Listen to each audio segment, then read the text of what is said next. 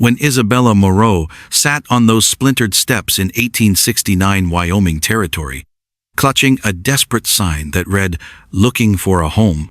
She never imagined that a rancher's son would see past her desperation to offer something she'd thought was lost forever. But when dangerous men from her past arrived to claim what they believed they owned, would the fragile sanctuary she'd found be strong enough to protect the family she'd come to love?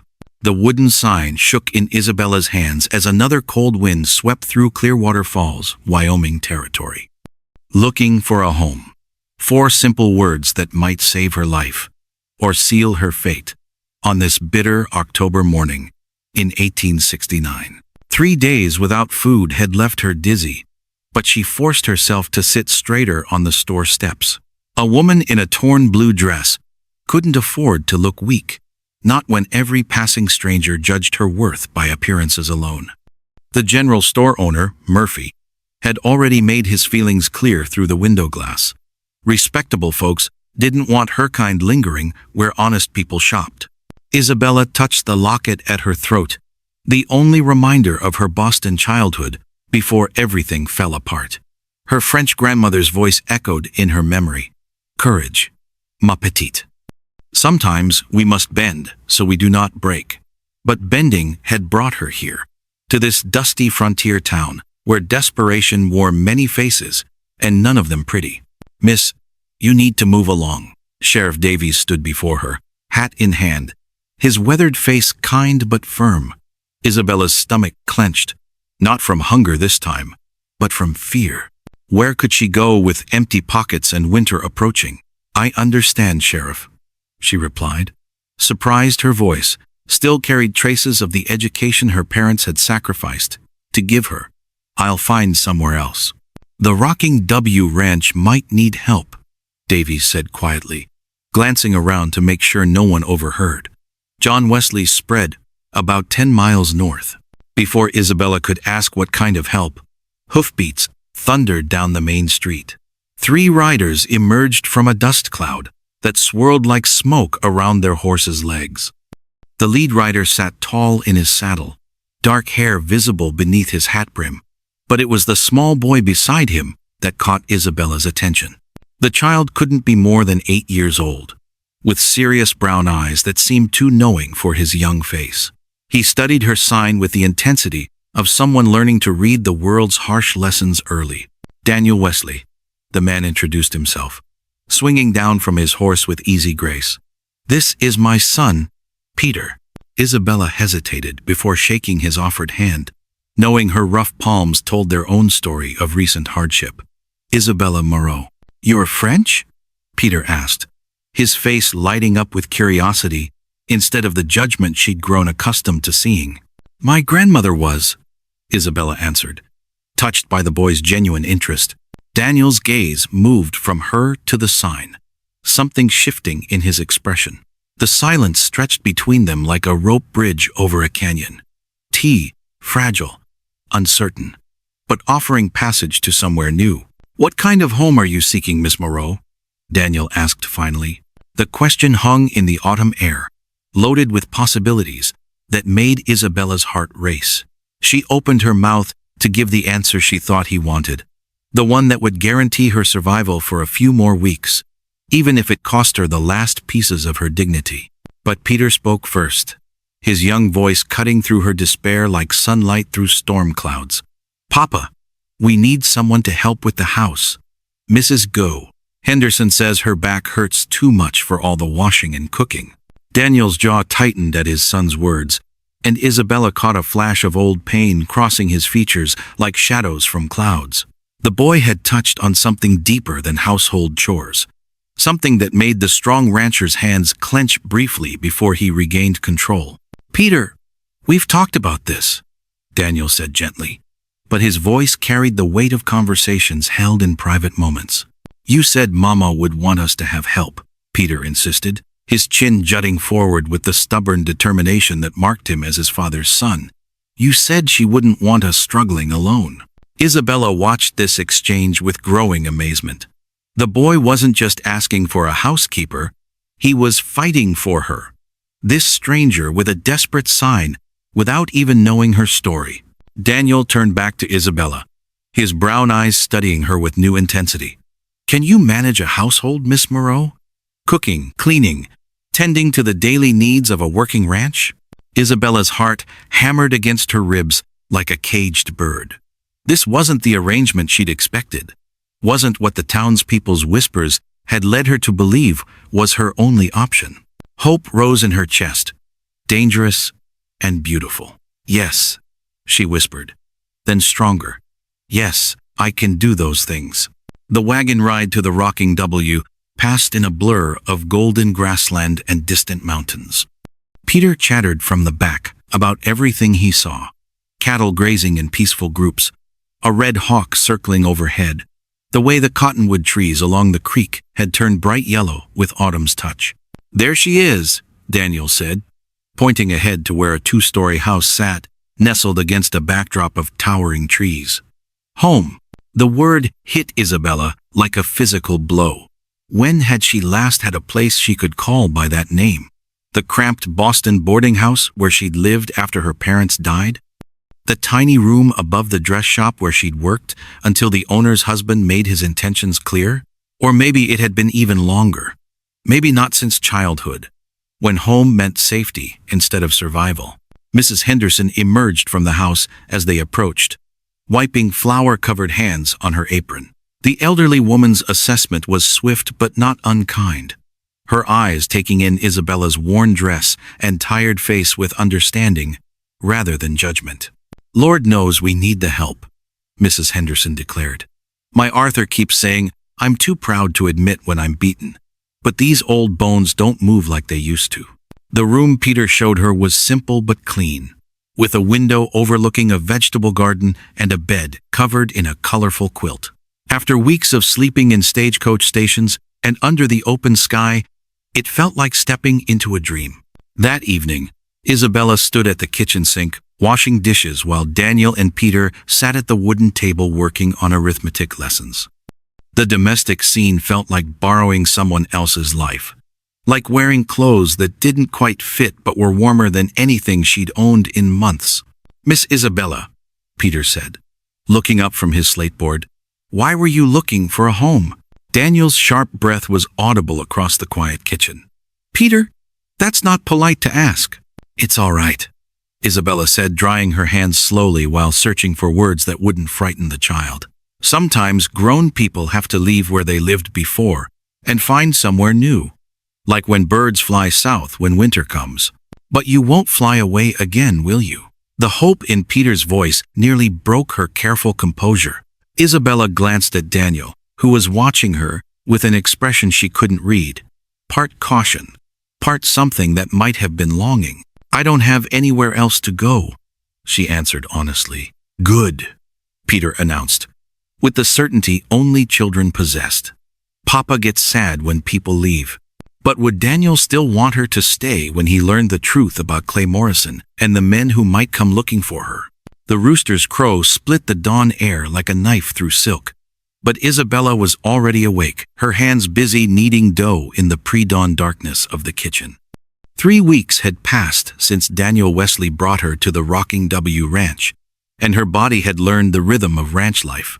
Up before sunrise, asleep long after sunset, every moment filled with purpose.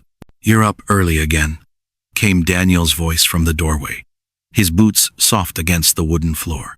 Isabella looked up, flour dusting her apron, her hair escaping its careful bun. The bread won't bake itself, and Peter gets cranky without his morning biscuits. Daniel's laugh was warm, genuine. "My son has you figured out already. He told Mrs. Henderson yesterday that you make the house smell like cinnamon and safety." The words hit Isabella like a gentle punch to the chest. Safety. When had she last felt truly safe? Not the brittle, watchful quiet of survival, but the deep, bone-settling peace of knowing she belonged somewhere. "Speaking of Peter," Daniel continued, pouring himself coffee from the pot she'd prepared, "he's been asking questions." Isabella's hands stilled in the dough.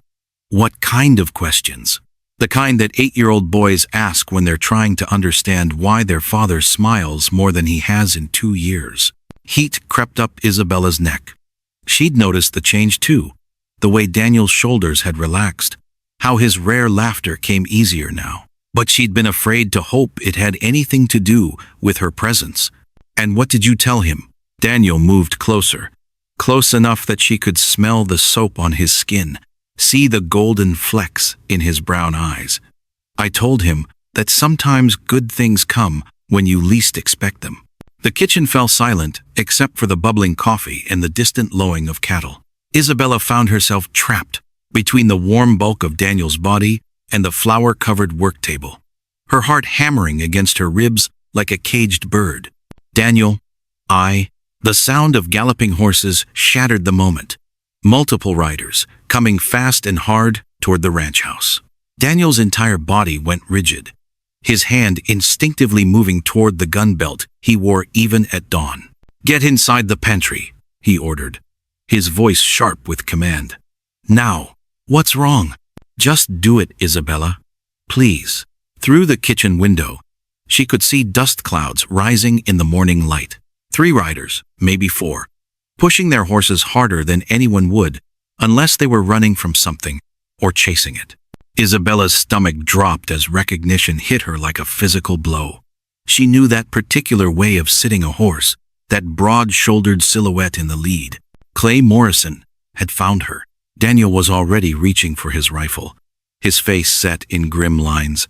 "Isabella, whatever happens, you stay hidden until I tell you it's safe." But Isabella was already shaking her head, her mind racing through possibilities and consequences. "He's not here for you, Daniel. He's here for me." "What are you talking about?" The riders were close enough now that she could hear Morrison's voice, carrying on the morning air, calling out demands and threats. Isabella's carefully built world was crumbling around her, and she could see the exact moment when Daniel began to understand that his new housekeeper had brought more than just her cooking skills to his ranch. She watched his face change as the pieces fell into place, watched trust war with confusion in his eyes, and she knew, with the bitter certainty of experience, that everything good in her life was about to slip through her fingers once again. "Isabella Moreau."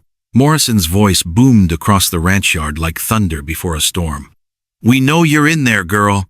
Come out peaceful-like, and nobody needs to get hurt." Isabella pressed herself against the kitchen wall, her heart pounding so hard she was sure Daniel could hear it. Through the window, she watched him step onto the front porch, his rifle held with the easy confidence of a man who knew how to use it. "You're on private property," Daniel called out, his voice steady as granite. "State your business or move along."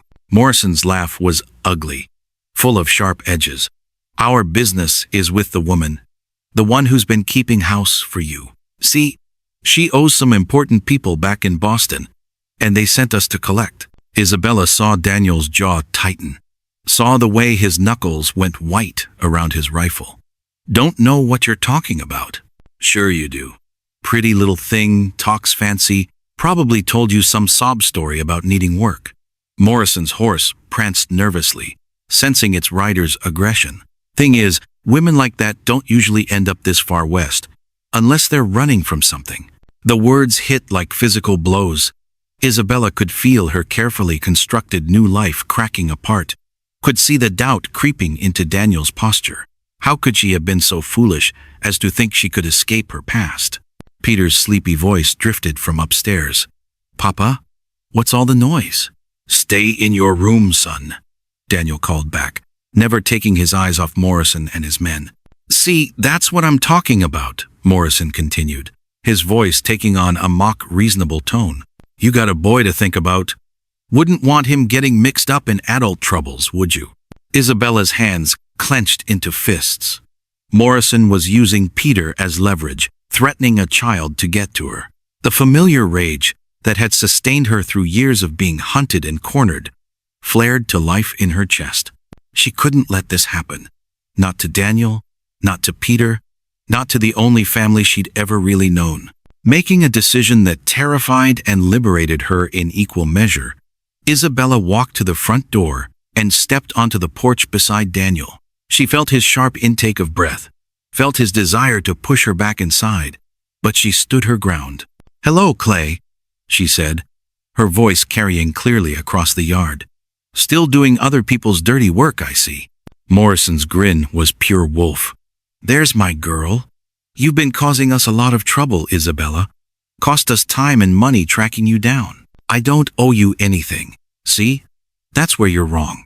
Your former employer had debts, and when he died, those debts transferred to you. Simple business." Daniel's voice was quiet, dangerous. "What kind of debts?" Isabella felt the weight of his gaze, felt the questions building between them like storm clouds. "The gambling kind?" she said, forcing herself to meet his eyes. "My employer in Boston liked cards more than he liked paying his bills. And when a man can't pay," Morrison added helpfully, "sometimes other arrangements can be made, especially when he's got a pretty young woman working for him." The implication hung in the air like smoke. Isabella saw Daniel's face go pale, saw understanding, and something that might have been disappointment flicker across his features. "That's not," she started, but Morrison cut her off. "Now, you've had your fun playing house, but it's time to come home and work off what's owed. My boss is a patient man, but his patience has limits." Daniel stepped forward, his rifle rising slightly. "She's not going anywhere." "That so?" Morrison's hand drifted toward his gun. "Funny thing about debts, they follow a person no matter how far they run. The question is, are you willing to die for a woman who's been lying to you since the day she arrived?" Isabella felt the moment balanced on a knife's edge. She could see Peter's face pressed against his bedroom window, could see the tension in Daniel's shoulders, could sense the violence brewing in the morning air. Everything she'd built here, everything she dared to hope for, hung in the balance. And for the first time since arriving at the Rocking W, Isabella realized she might have to choose between her own survival and the safety of the people she'd come to love. The choice, when it came to her, was surprisingly easy. The kitchen knife slipped from Isabella's trembling fingers, clattering onto the wooden floor like a warning bell. She had been slicing bread for tomorrow's breakfast when the sound of approaching horses froze her blood. Through the window, she could see them, 3 men in dusty coats, their faces hard as winter stone. Clay Morrison had returned, just as she knew he would. "Peter, come here right now," she called, her voice barely steady. The 8-year-old boy looked up from his arithmetic homework, his dark eyes immediately sensing trouble. "What's wrong, Miss Isabella?" Before she could answer, heavy boots stomped across the front porch. The door burst open without so much as a knock, and Morrison filled the doorway like a storm cloud. His 2 companions flanked him, their hands resting on their gun belts. Well, if it isn't the little runaway," Morrison sneered, his yellowed teeth showing in what might have been a smile. "Did you really think you could hide from me forever?" Isabella stepped protectively in front of Peter, her heart hammering against her ribs. "Get out of this house. You have no right." "I have every right." Morrison pulled a crumpled paper from his coat pocket. "This here's a legal document saying you owe my boss $500. That's a lot of money for a woman with nothing to her name." The paper was a lie, and they both knew it. But in 1869 Wyoming Territory, a woman's word meant little against a man's claims, especially when that man had muscle backing him up. "Where's your rancher friend?" Morrison asked, looking around the kitchen with calculating eyes. "Out playing cowboy while leaving his woman all alone?" "I'm not his woman," Isabella said quickly, though the words tasted bitter on her tongue. "No? Then you won't mind coming with us to settle your debts." Morrison's grin grew wider. "My boss has a special way of collecting from pretty ladies who can't pay cash." Peter suddenly darted forward, his small fists clenched. "Leave her alone! She belongs here with us!" Morrison laughed, a sound like breaking glass. "Look at that! The boy thinks he can protect you." He reached out to grab Peter's shoulder. Isabella moved without thinking, snatching the fallen kitchen knife and pointing it at Morrison's chest. "Don't touch him." "Easy there, wildcat." Morrison raised his hands mockingly. "But you can't hold that knife forever. And when you put it down, the sound of galloping hooves outside made everyone freeze. Daniel's voice cut through the tension like thunder. Isabella! Peter! Where are you? Morrison's face darkened. Looks like your rancher's back early. No matter. 3 against 1 ain't bad odds. Isabella's mind raced. Daniel was walking into a trap, and she was the reason why. Everything good in her life was about to be destroyed because of her past. Just like always. There's another way, she said suddenly, the words coming from some desperate place deep inside her. Let me come with you willingly. Leave them out of this. Isabella, no! Peter grabbed her skirt, his eyes wide with fear. Morrison tilted his head, considering. That's real noble of you, sweetheart. But I think your rancher friend needs to learn what happens when people interfere with my business. The kitchen door swung open, and Daniel stepped inside, his rifle in his hands and his eyes taking in the scene instantly. The temperature in the room seemed to drop 10 degrees. Gentlemen, he said quietly, his voice deadly calm. I believe you're lost. Daniel's rifle never wavered as he faced the 3 intruders, but Isabella could see the muscle jumping in his jaw. Behind him, 2 of his ranch hands appeared in the doorway, their own weapons ready. We ain't lost, Morrison replied, though his cocky grin had faded considerably. Just here to collect what's ours.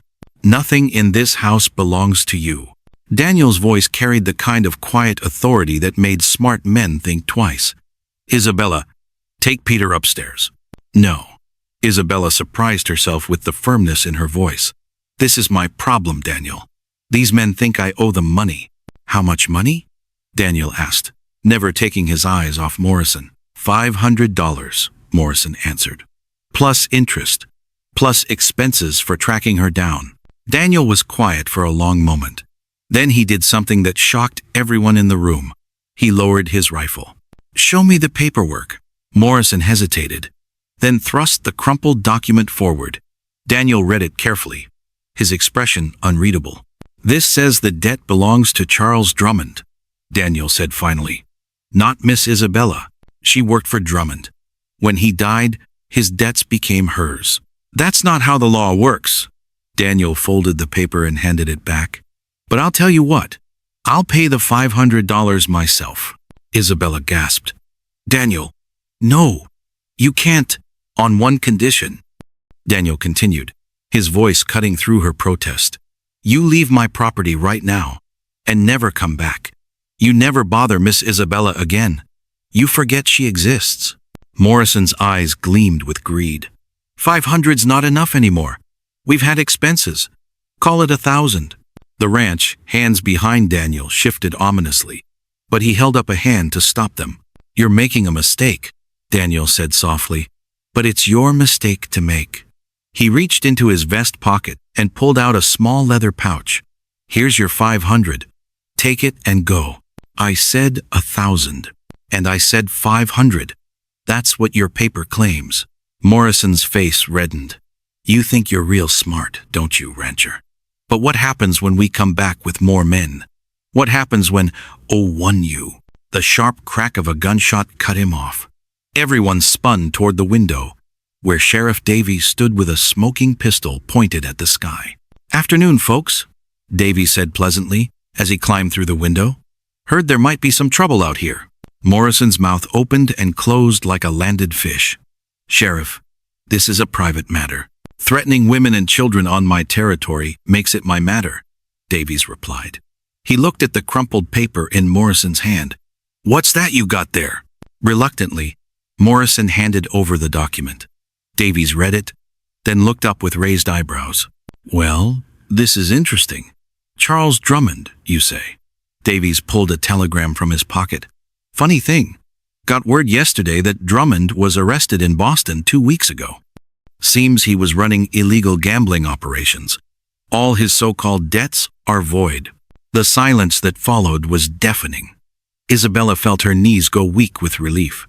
Morrison's face went through several shades of red before settling on a dangerous purple. That don't matter. We came all this way. You came all this way to commit fraud, Davies interrupted. And threatening law-abiding citizens. That's serious crimes, boys. Now wait just a minute. No. You wait. Daniel stepped forward, his rifle back in his hands. You heard the sheriff. Your claim is worthless. Miss Isabella doesn't owe you anything. And if I ever see you on my land again, we'll settle this with something besides words. Morrison looked around the room, taking in the sheriff, the armed ranch hands, and Daniel's cold stare. Slowly, his shoulders sagged in defeat. This ain't over, he muttered. But the fight had gone out of him. Yes, it is, Isabella said, speaking for the first time since Daniel had offered to pay her debts. It's over, because I'm not running anymore. This is my home now. Morrison and his men filed out of the kitchen without another word. Through the window, Isabella watched them mount their horses and ride away, disappearing into the Wyoming sunset like a bad dream finally ending. When the dust settled, Peter threw his arms around Isabella's waist. You're really staying? Forever? Isabella looked at Daniel, who was watching her with an expression she couldn't quite read. If your papa will have me. That, Daniel said quietly, depends on whether you're ready to stop running and start trusting. Isabella nodded, tears blurring her vision. I'm ready. The late afternoon sun turned everything golden as Daniel stepped onto the porch with his rifle. Isabella stood right beside him, holding the small gun he'd given her. Her heart pounded like a drum, but she wasn't going to hide anymore. Morrison! Daniel called out across the dusty yard. I've got some news you might want to hear. Clay Morrison sat on his horse with 5 other men behind him. They all looked mean and tired from riding hard. Morrison's face was red with anger, and his hand kept moving toward his gun. Your boss, Charlie Drummond, got arrested in Boston 2 weeks ago. Daniel announced loud enough for everyone to hear. Federal marshals locked him up for running illegal gambling and lying about debts. Isabella watched Morrison's face change from angry to confused to worried. She could almost see him thinking, trying to figure out if Daniel was telling the truth. You're lying, Wesley, Morrison shouted, but his voice didn't sound as sure as before. Daniel pulled out a folded paper from his shirt. Telegraph office sent me this message straight from Boston. Turns out Miss Isabella never owed real money to anyone. What she owed was protection from men who thought they could hurt her after her boss died. Isabella felt her cheeks get hot, but she stood taller. Daniel wasn't just telling what happened. He was making it clear that she was the one who got hurt, not the one who did wrong. I don't care about no marshals, Morrison growled. I came all this way. I ain't leaving with nothing. Yes, you are. The new voice came from behind Morrison's group. Isabella's heart jumped as she saw Sheriff Davies walking out from the trees with 3 other lawmen. They all had guns ready. Been listening to your whole talk, Morrison, Sheriff Davies said like they were discussing the weather. Scaring a woman, being on someone else's land without permission, planning to steal a person, that's a lot of crimes for one day. Morrison's horse danced nervously under him. This ain't your business, Sheriff. When it happens where I keep the peace, it becomes my business. Davies moved closer, his hand resting on his gun. You can ride away right now and never come back. Or you can try explaining to a federal judge why you think Boston criminals can make laws in Wyoming Territory. Isabella felt Daniel's warm hand brush against hers. That small touch made her feel stronger than she had in months. Your choice, Morrison, Daniel said. But choose fast. My boy will wonder why supper's late, and my housekeeper has important work waiting. The way Daniel said "my housekeeper" made it clear to everyone watching. Isabella belonged here. She was protected. She was part of this family. Morrison looked around at all the guns pointed his way. The sun was getting lower, and he was clearly outnumbered. Finally, he spit in the dirt and turned his horse around. This ain't finished, he called back as his group rode away. Yes, it is, Daniel said quietly, but everyone could hear him. And Morrison? If I see you on my land again, or if you bother Miss Isabella anywhere else, we'll have this talk with bullets instead of words. They all watched until the dust cloud disappeared over the hill. Only then did Isabella realize her whole body was shaking. 1 month later, Isabella stood in her kitchen, watching the sunrise paint the mountains with gold and pink colors. Coffee bubbled on the stove, bacon sizzled in the pan, And upstairs, she could hear the happy sounds of morning, Peter talking fast as he got dressed, Daniel's deeper voice helping with buttons. Her hands moved easily as she cooked breakfast. They weren't rough and desperate anymore, but her mind was thinking about how much everything had changed. Not just where she lived, but how she felt about herself and what home really meant. 3 nights after Morrison left, she and Daniel had finally talked about everything. She told him about her parents dying, about her boss who owed gambling money when he died, about Morrison's threats and how scared she'd been. Daniel shared his story too, about his wife Sarah dying from fever, about feeling guilty that he couldn't save her, about being afraid to care about someone again because he might lose them. "I'm not asking you to promise anything," he'd said as they sat on the porch under all those stars. "I'm not ready for that yet, but I want you to stay. I want us to have time to see what we might build together." Isabella had stayed, and in these weeks, everything between them had changed. They didn't talk so carefully anymore. They laughed together, and when their hands touched passing dishes or tools, neither one pulled away quickly. She could see past his sadness now. He was kind and strong and lonely, but starting to hope again. "Morning, Miss Isabella." She turned to see Peter in the doorway, his hair still messy from sleep, but his shirt tucked in neat. Ever since Morrison's visit, Peter had made himself her protector, staying close when strangers came, and proudly telling everyone about our Miss Isabella. "Good morning, sweetheart. Are you hungry?" "Always am." Peter climbed into his chair, then looked at her with that serious face that meant he was thinking hard. "Miss Isabella, will you stay with us forever?" He asked this question almost every day now, and Isabella had learned to answer honestly. "I don't know about forever, Peter. That's a very long time, but I can't think of anywhere else I'd rather be." Daniel appeared in the doorway, his hair damp from washing, his sleeves rolled up.